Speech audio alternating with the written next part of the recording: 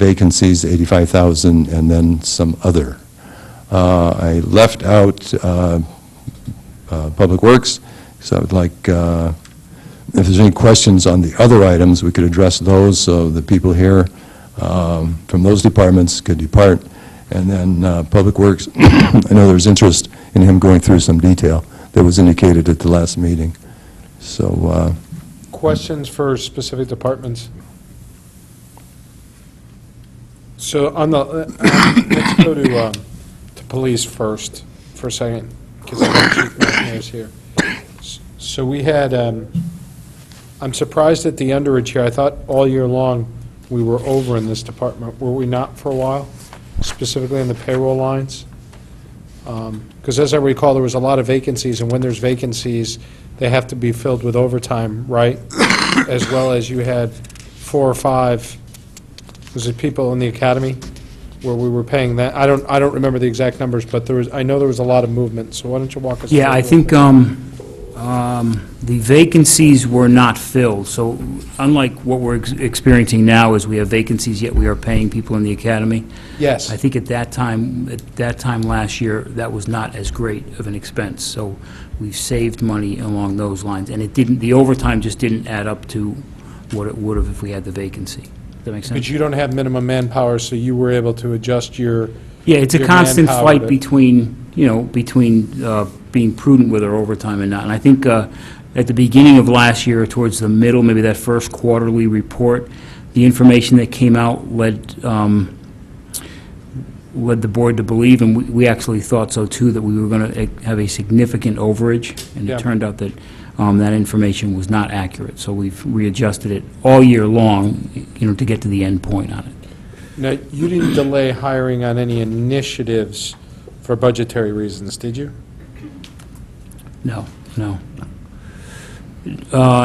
and even now, as we move through the budget this year, Right. we were approved to increase our staffing, that's a process, so we're in the process of doing it. So we didn't eliminate anything due to budgetary constraints, no.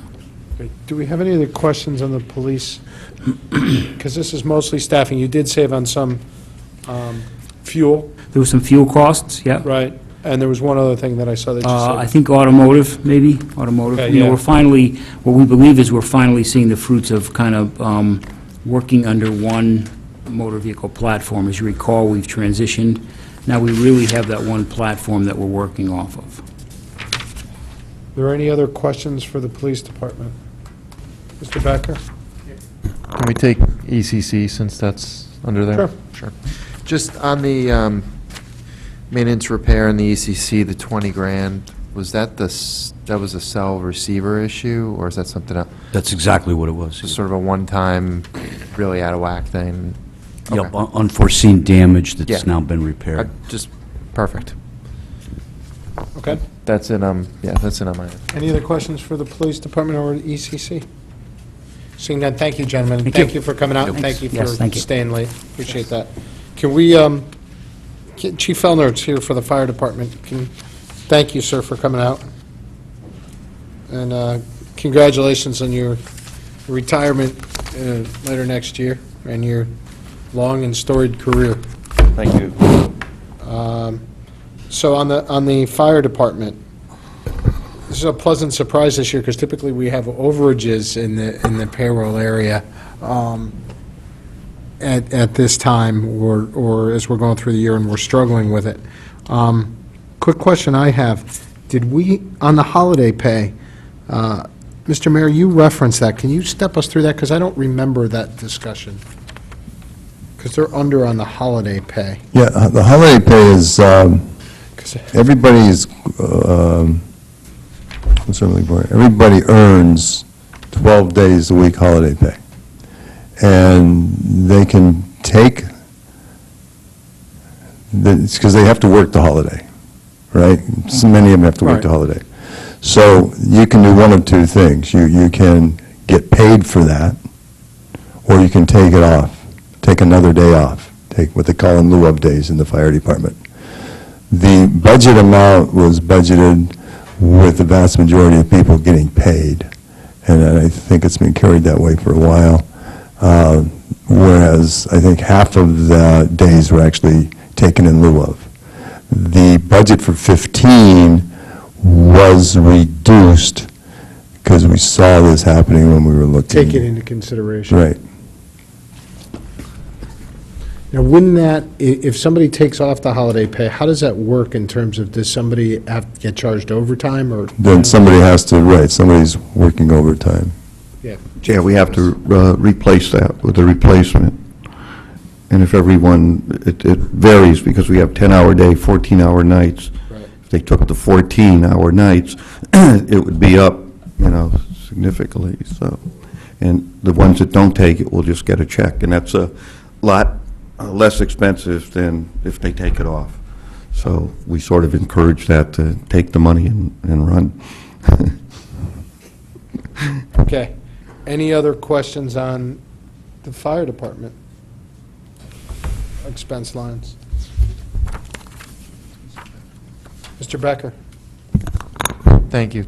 So some of the stuff in here on the training side for the overage is clearly one-time, but some of them look like they're maybe going to be over the term. So are you expecting this account to sort of have to trend up moving forward a little bit?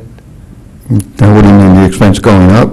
Yeah, I mean, if you look, I mean, there's a couple reasons why this went up to hit the 40 grand. Obviously, some of them, like, like a new assistant chief, that sort of thing, those are one-time.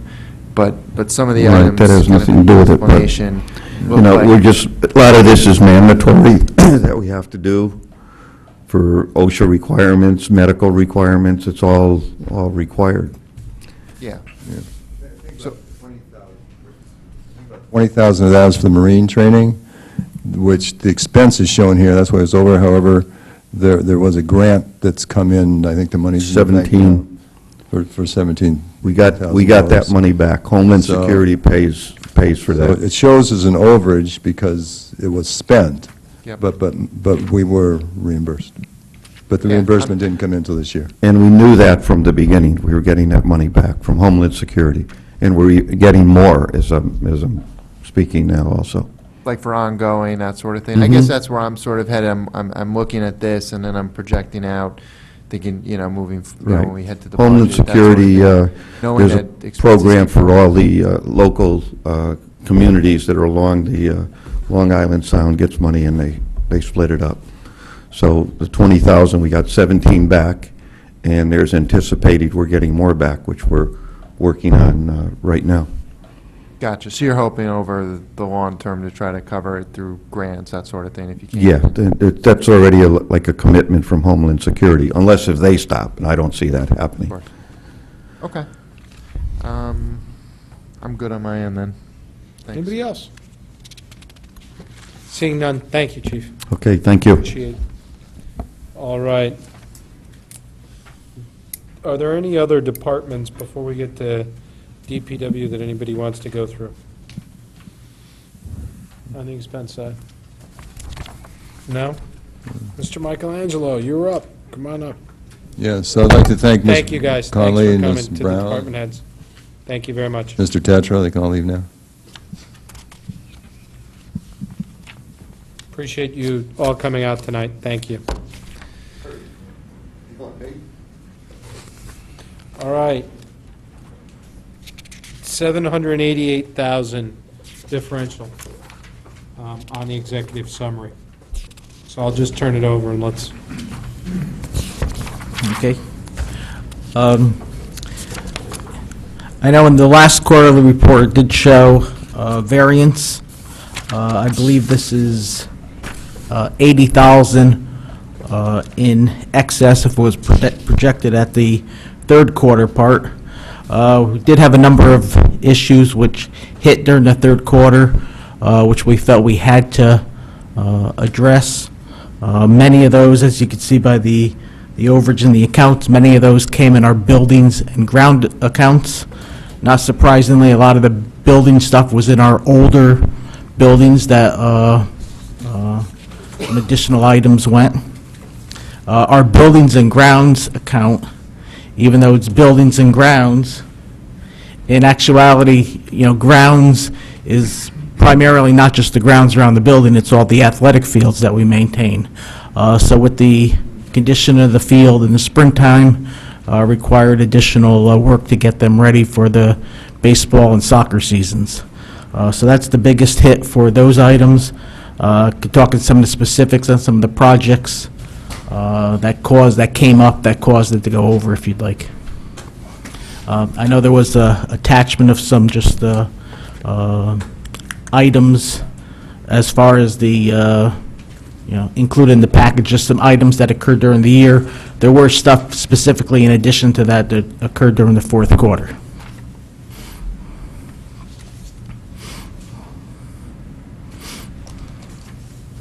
Questions?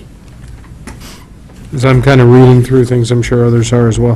What happened in asphalt? It was just the roads were in a state of disrepair, so you had to spend more in that area, or was prices? What was it? Actually, in the asphalt was slightly over, 13,000 over in the capital asphalt paving account. You'll notice that in the capital outlay account, that was 78,000 to the good, so that was deliberately. Okay, but if you look under maintenance, repair, improved roads, Correct, yep.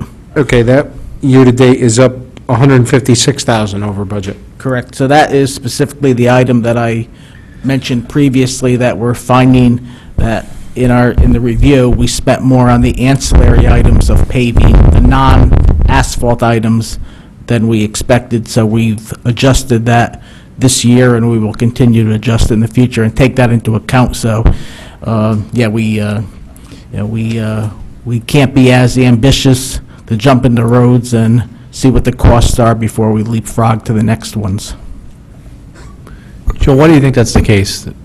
More detailed work on aprons of neighbors, or more people wanting it, or complaining, or is it, is it the lifting of these manhole covers more than usual? It's probably a desire to get to do it right, do a final finished product. When we do a road, we're not going to be back there for many, many years. So do it, wash our hands of it, and move on. So I think that's probably the case.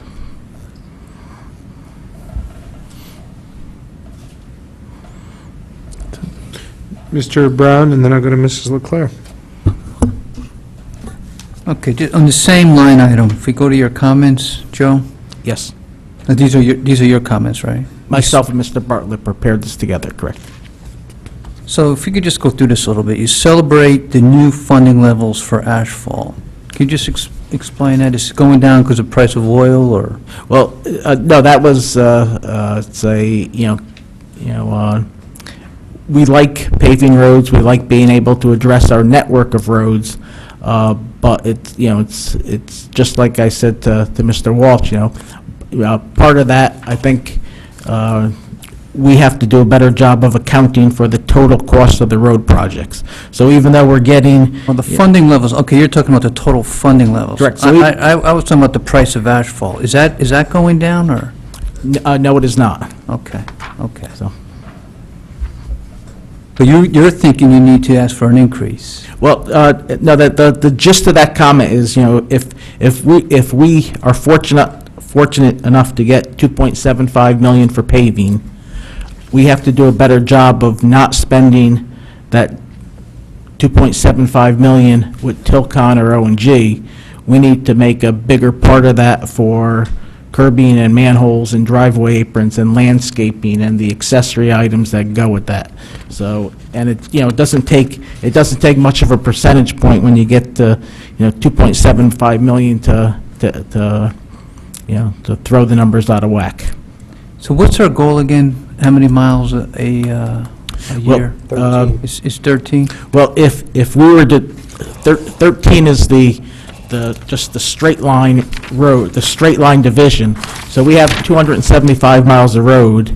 If we figured every road lasted 20 years, and we do the same thing to every road, asphalt paving, you have to do 13 miles of road to break even. But we don't follow that approach with just the asphalt paving, because one of the things is the road won't last 20 years if you just simply mill and pave it.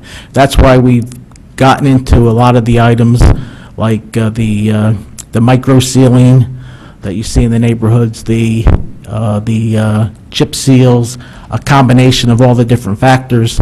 So this year, we worked on much more roads. We're in excess of 20 roads. It's not all mill and pave, because that equation of doing, 5% of our roads every year and hoping the last 20 years with the price of milling and paving, that's a formula that doesn't work for us. So we've been pretty good with the alternate techniques, and I think you can see it driving around our road, that the network is improving over the last several years. Okay, all right, thank you. Can you remind me what happened at Fairfield Woods Library? I just, Fairfield Woods Library I'm sorry. In- Mrs. Leclerc.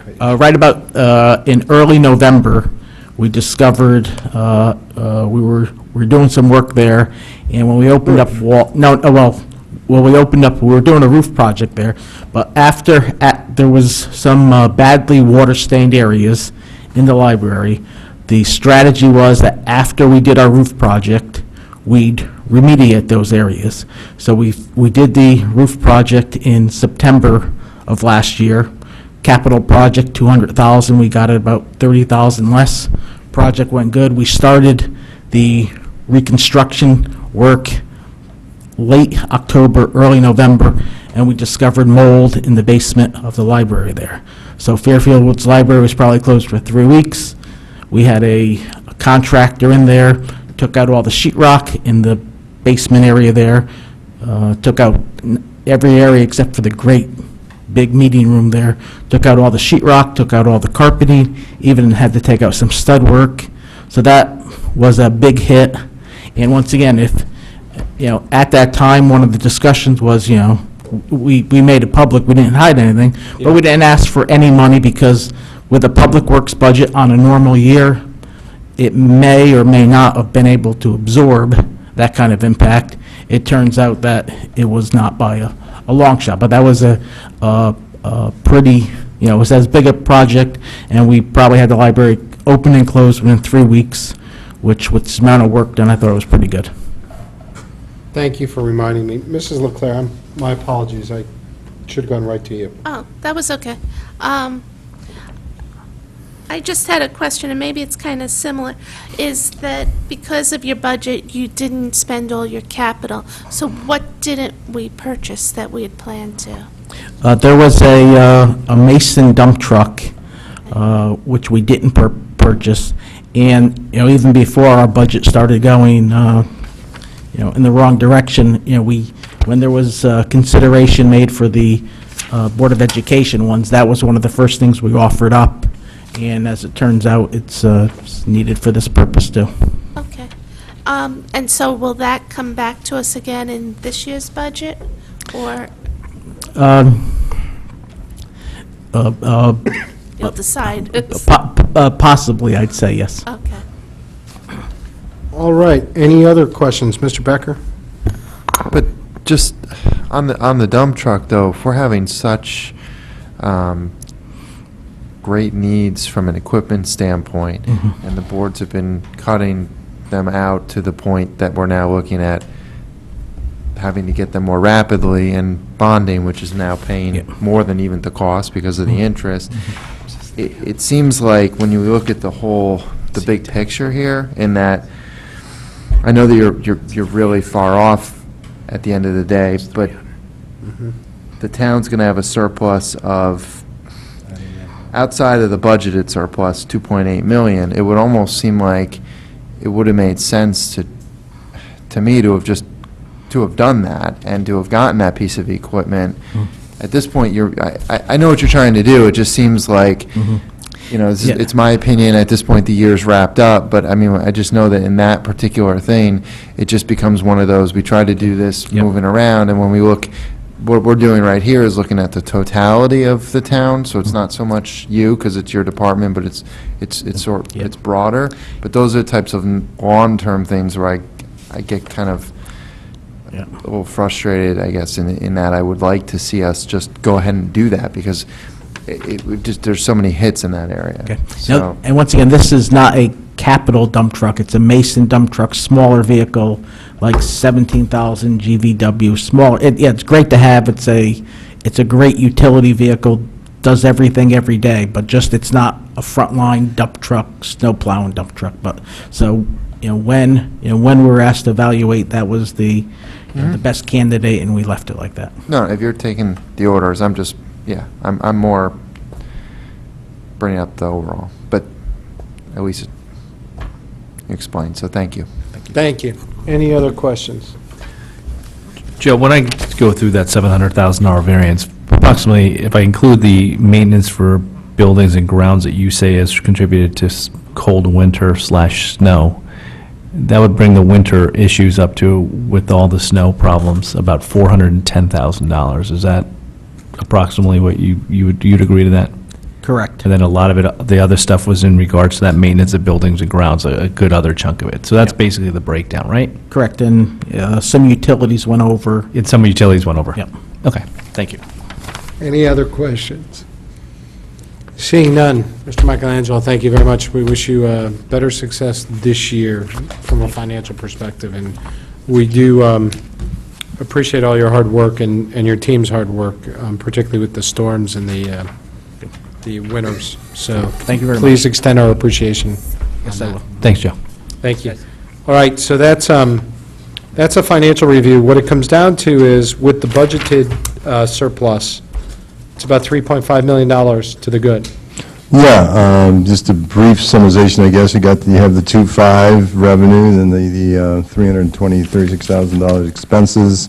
When you combine that with the budgeted surplus of $675, the $3.5 million estimated surplus, which, if these numbers turn out audited to be, near correct, that will give us a general fund expenditure ratio of 7.54, which is up from 5.01 in 2010, and up from 6.43 last year. Okay, so let's hold that thought, because we're going to have a discussion on the fund balance. But I do want to ask you a question. If we elected, could we take some of that 3.5, pending our internal service fund discussion, and allocate some of that overage to the internal service fund if we thought we were in a dangerous position there?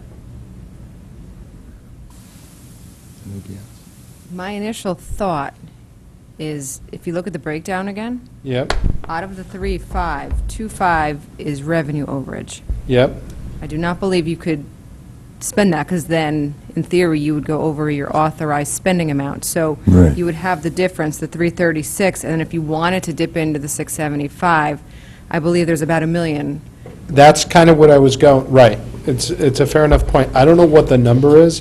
What I want to understand is, we're going to get this report in November about where we stand in the internal service fund.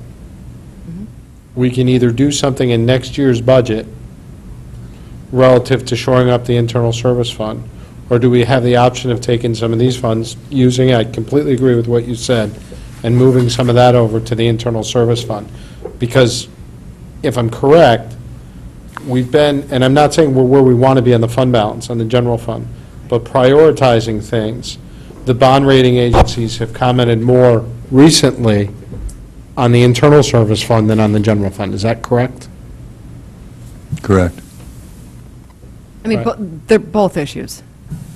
Right, but the issue, the general fund, they've acknowledged the fact that each year we've gotten better and better, and we've made a commitment to getting better to better, and the percentage is going up higher and higher. Yeah, I mean, a 1% jump is a big deal. Right.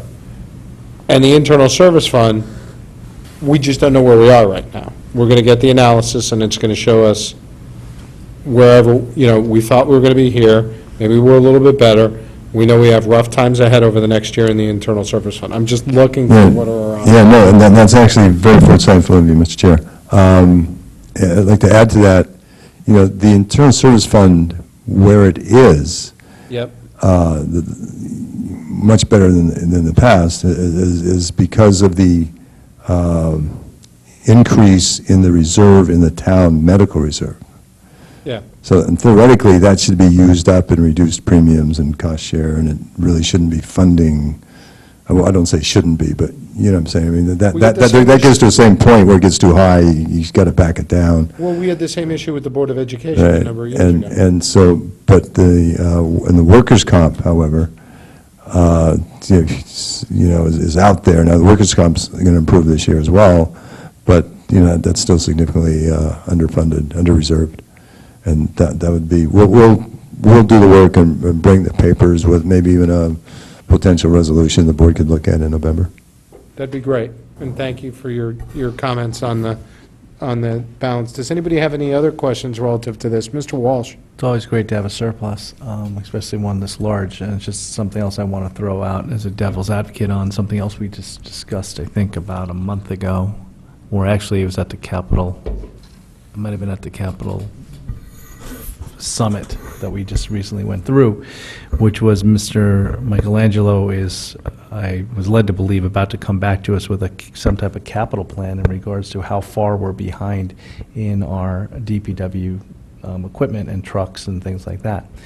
And while there seemed to be some type of plan in there to maybe do bands and stuff to catch up or stuff like that, it is also a possibility to take some of that general fund surplus, depending on what we all decide to do with the fund balance and the internal service fund. Obviously, we're going to have to prioritize all of this. But to maybe do a little catch-up with some of these funds that we weren't expecting coming in. Certainly, part of that $3.5 million is the amount that we had budgeted, $675,000. So, I mean, it's not all found money. Some of it was our planned money.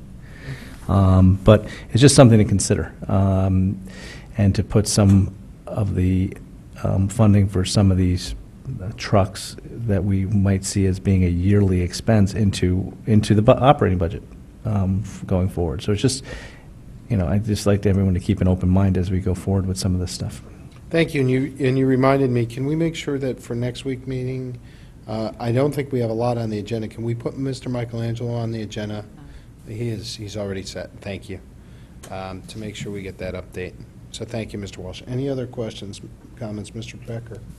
Just, can you clarify for me on this one, though, that the numbers that we're looking at here, the 2.5 million is on the revenue side, so it's additional that had nothing to do with the budgeting. So really, doesn't that have to go right into the general fund no matter what? It's really because of that. That's what Mrs. Bossi was saying. That's what I thought. So we're really talking about $1 million to these possibilities. It's the 675 that we could maybe reallocate, and then the 336, and those are really the. No, I'm talking about, what I'm talking about is all of it, 14 come to a complete end, okay? So now all the revenues in the general fund, Yep. and maybe potentially looking at whether we're going to use any of that in the general fund towards Mr. Michelangelo's plan. I just think it's something we have to at least explore, as opposed to bonding. But you're talking about in the 16 budget? In the 16 budget, yep. Okay. Hmm? Out of the general fund, like actually. Not taking it out of the general fund, but because we have such a high, because we've made such progress on the Yeah. general fund, maybe putting less into the general fund that year and funding more in these other areas Something of the like that, budget, yeah. something like that. Something. In other words, Got this provides a limited level of flexibility, perhaps, Yeah. that we haven't presently had. I would like to explore, however, relative to these amounts, if there's anything that would be wise to do for the internal service fund relative to 2014. I don't know that we can. I don't know. I'm just saying, we've got this money now. We've had a concern with the internal service fund. Let's look at what we can, what are our options? That's what I don't know. I think your point, Caitlin, is 100% valid. Since 2.5 of its revenue, there's nothing you can do. I mean, it's a good problem to have, and please be aware, these are very unaudited numbers. Right, this they could point. change, right. Um, I like the way you said very unaudited. That was, They're very rough. No, not All right. very. all right, any other questions, comments on these items? All right, seeing none, thank you for the preparation, thanks for having the department heads here. We're going to skip item number 5, we're going to have to push that to another agenda because of the absentees tonight, and And we're going to go to item number 6 to hear a report from the Fund Balance Subcommittee on a fund balance policy. This is a discussion item only this evening. Mr. I'm going to Walsh. pass down a report. If you could pass that down and also give a copy to Mr. Tetro. And there's enough for anybody in the room, actually.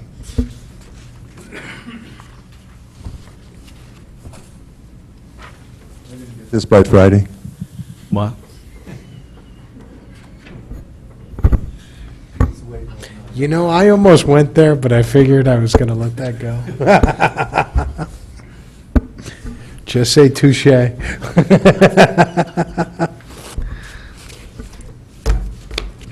It's like one of those scratch pages, Bob, that you do, except I typed it. You know the scratch numbers you have in front of you, that you seem to be able to quote exact numbers from, but you know, because you put it in handwriting, you don't have to distribute it? It's kind of like that, except I typed mine. It's amazing what you can do on a napkin over a beer. All right, go ahead. All right, the Fund Balance Committee, which consists of myself, Mary Leclerc, and Catherine Albin, who can't be here this evening, has been meeting for the last year, and we've had a very good committee. We've had some great input in a number of regards. Mr. Mayor has been very helpful in disseminating us different policies, other used by other committees, other communities. We've also gotten some information that Matt Spurndell from Phoenix Advisors has been able to get from other communities who've gone through similar things about what their policies have been and what fund balance levels they've been at. Mr. Spurndell's also been able to distribute what other AAA communities in the state have been, as well as giving us the state median and the AAA medians. We've also had presentations by Mr. Spurndell on the changes. I mean, you know, we're not in a, we're in basically a changing environment, as we've had a presentation to this board on what the changes the rating agencies have been making to the requirements for having a fund balance policy in regards to how they give points, whether you have one, take away points if you don't. Based on all of those meetings that we've had on September 2nd, prior to our Board of Finance meeting on the 2nd, our board voted a recommendation out of committee unanimously, and I'd like to kind of go over, and that's what's in the report. We did not write a formal policy because we wanted this board to have input on what those parameters would be before we wasted a lot of time basically, you know, having a multi-page policy and then, you know, people having a problem with it. So we are seeking a discussion here at the table, whether it wants to begin tonight, whether the chairman wants to start it another night, but for tonight, we're going to go over the recommendations of our committee. Let's go to number 1. The first parameter that we had decided on was that we were going to require some type of, that the unassigned fund balance, which we call the fund balance of the town of Fairfield, should be within a specific range, that being an 8% floor and 11% ceiling. Currently, and this is information that we received from Mr. Mayor, and I just checked it on a text message he had sent me a couple of weeks ago, but we have been increasing over the last couple of years what our fund balance has been, from being below 4 to being above 5. At the end of June, on June 30th of 2013, the actual fund balance was 6.4%, and he has projected, based on this $3.5 million proposed surplus, that our fund balance could be somewhere within the range of 7.3 and 7.5%. All great news, because when our committee started meeting on this, we were actually thinking that we were in the 5% range. So to almost be approaching the 8% is a good thing, because at the time when our committee was first starting to meet on this, we were thinking that we might have to play catch-up over a 10 to 20-year period of time. We have not recommended what the catch-up time should be, which I'll talk about in a second, but clearly it can be a lot shorter.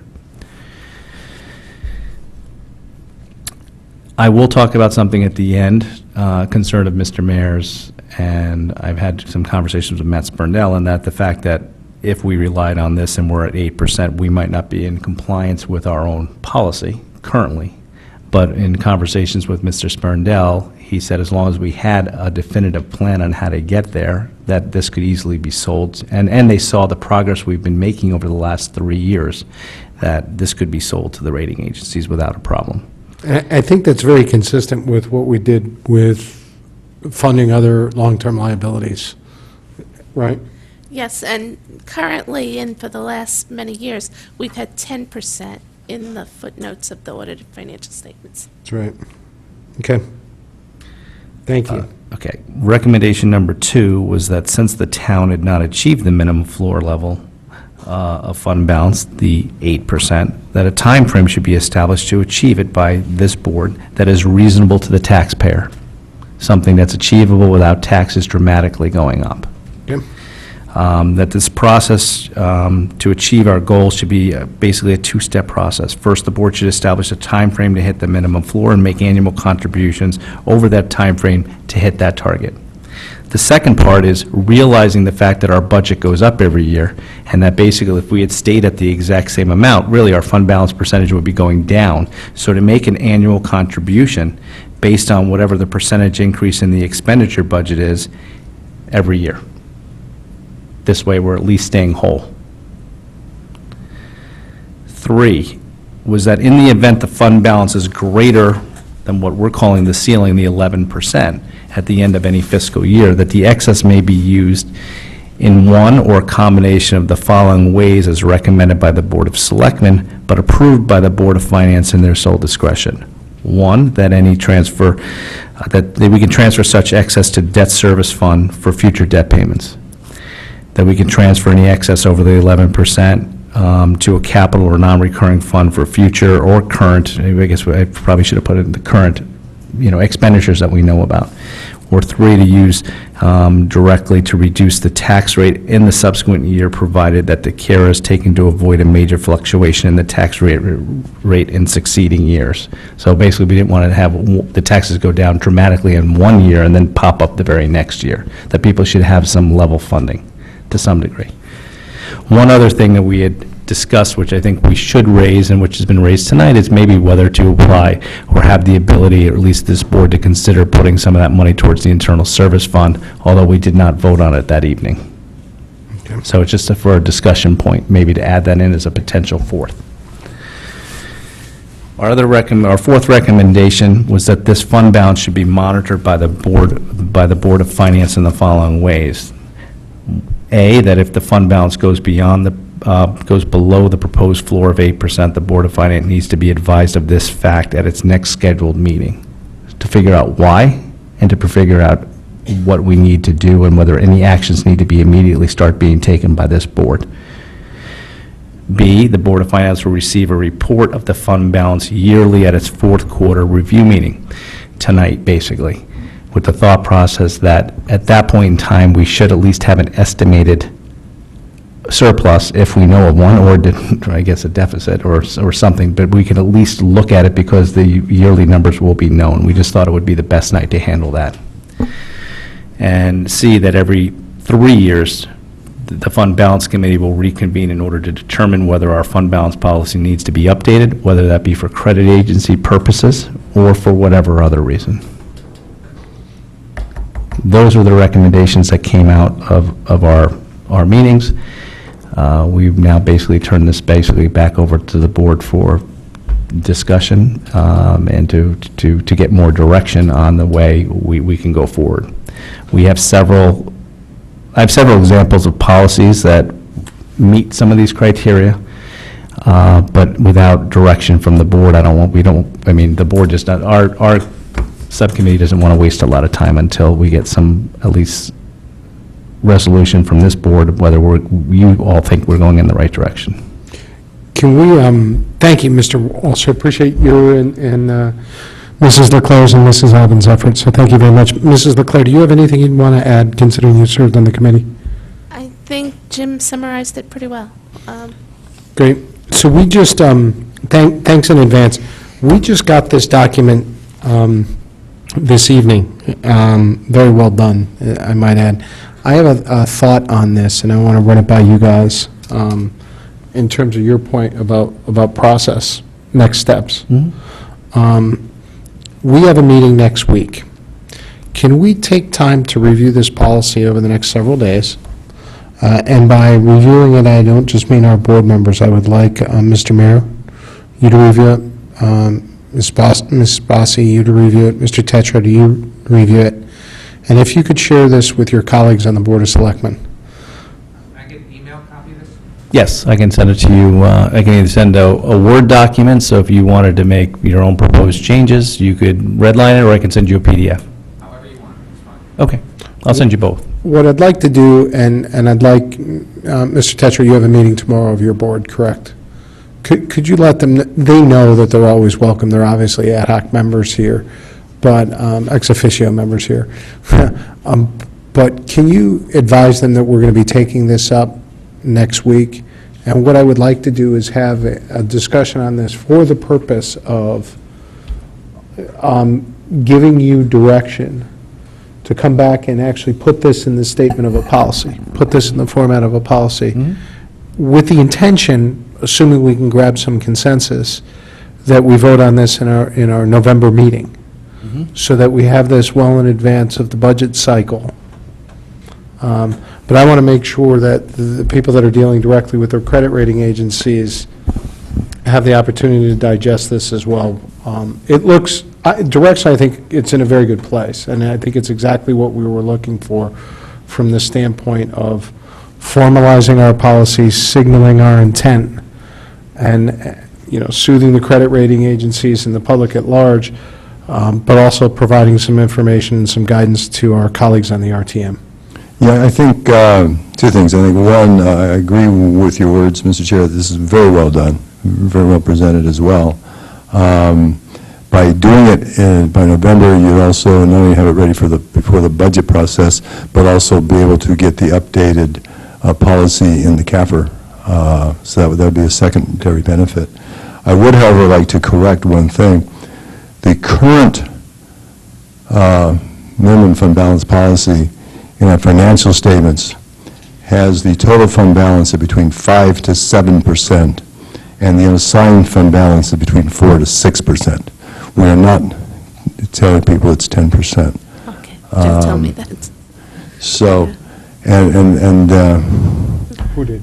Joe. Joe? Okay. yeah, and I do have that one caveat that Mr. Wallace kindly shared with you, that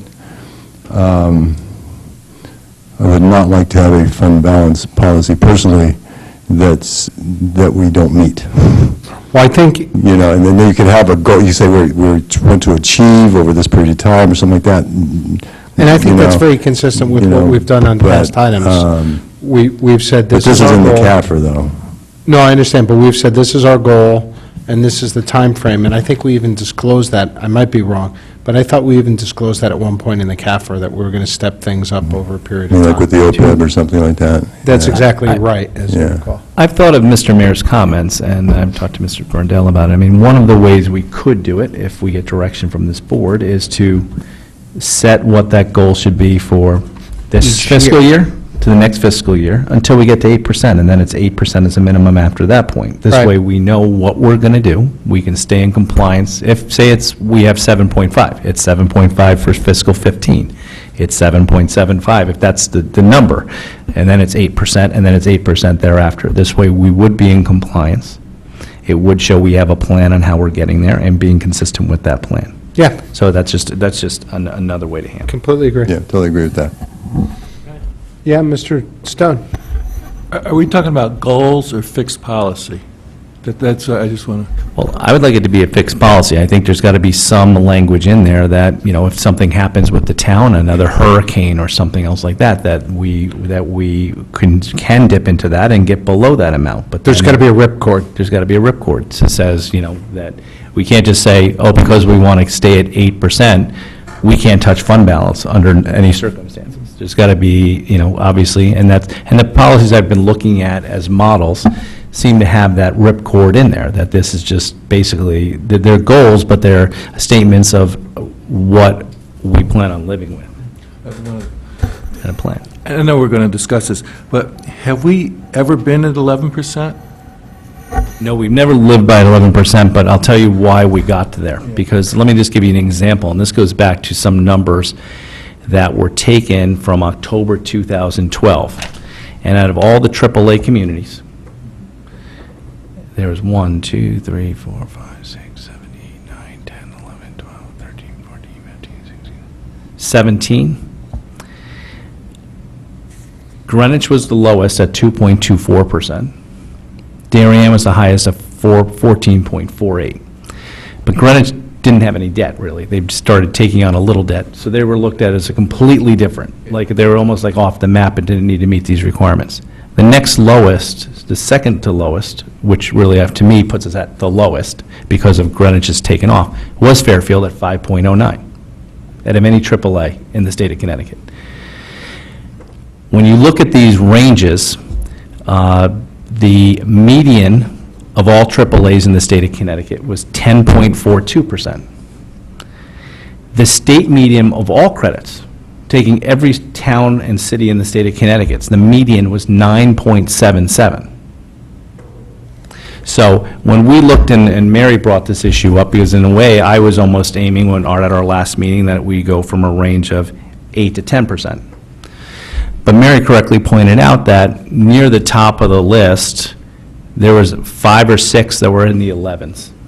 So clearly, there was a whole pocket of other communities that were at 11, and maybe it made sense that we be closer to the top, not the top, but at least our top level put us closer to the top without, but yet not overtaxing the taxpayer and saying that once we got to 11%, we'd return the money or pay off debt or reduce taxes or put it towards the internal service fund if we had a problem there or something else like that. So that's kind of how we got to the 11. And Ms. Claire was able to easily talk me and Ms. Altman into that. Does that answer your question? Yes. Good. Any other comments on this for this evening? All right, seeing none, Mr. Tetra, are you comfortable with the process that I outlined for our next meeting and moving forward? Mr. Mayor won't be here. Okay, well, if you could give us your thoughts in writing before you leave, that'd be great. Because I want to make sure that your thoughts are taken into consideration. Yeah, thank you. I can certainly, put it right, but my thoughts are, I think it's well done.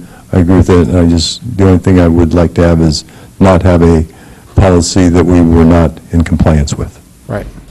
But I Thank think the ranges are excellent. I think with the addition of some kind of ripcord language, it's an excellent job. Great. And if you could just confirm, Mr. Mayor, that's where we would be with the surplus.